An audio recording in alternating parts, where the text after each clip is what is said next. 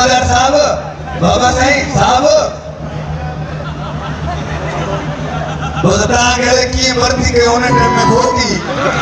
थियो तो हमें एक तरह के नारी में साथ मिल गए बता गए सबूर बाबा सबूर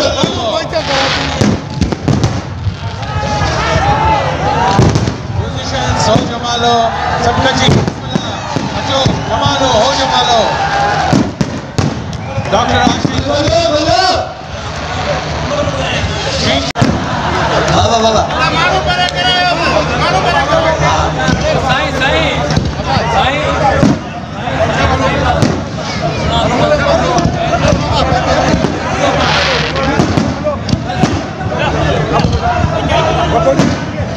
हमारे फटा किनारे के थैले बकरी जो मालिक है तो कुछ सब बकरी निकली हो अब हल्ला बनो घबराना वो मुझे बाबा तो बकरी मावट से वो मुझे अपनी तो घबराना ओ बाबा वो किसी कौन है सर बकरी के हेड फोन नहीं आना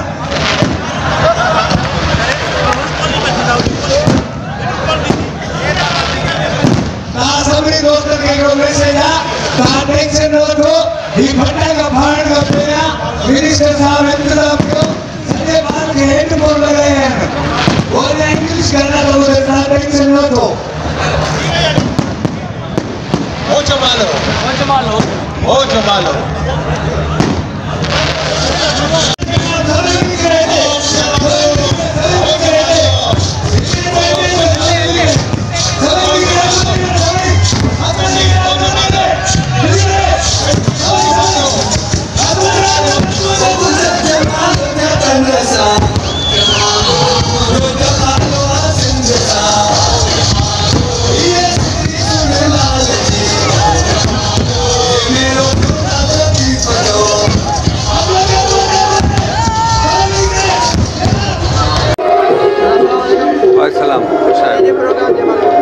जबरदस्त वीआईपी मेलो लगो पियो आहे पूरी हैदराबाद पूरी सिंध जा माण्हू आया आहिनि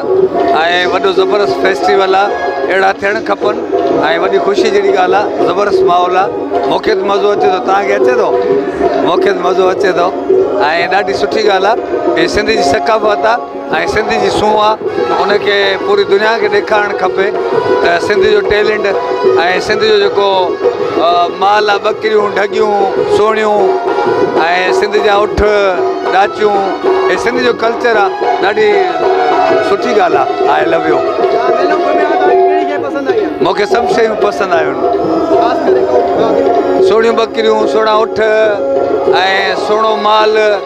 ऐं उन्हनि जा धनार ऐं अहिड़ो प्यारो ज़बरदस्त माहौल वरी सिंध जा सभु फ़नकार वरी ज़बरदस्त वाह वाह मूंखे मज़ो अचे थो मेलो आहे जो पर इलाही वेकरी जाइ ते यार केरु खीस नथो कटे सघे हा हा सोढ़ो कोन्हे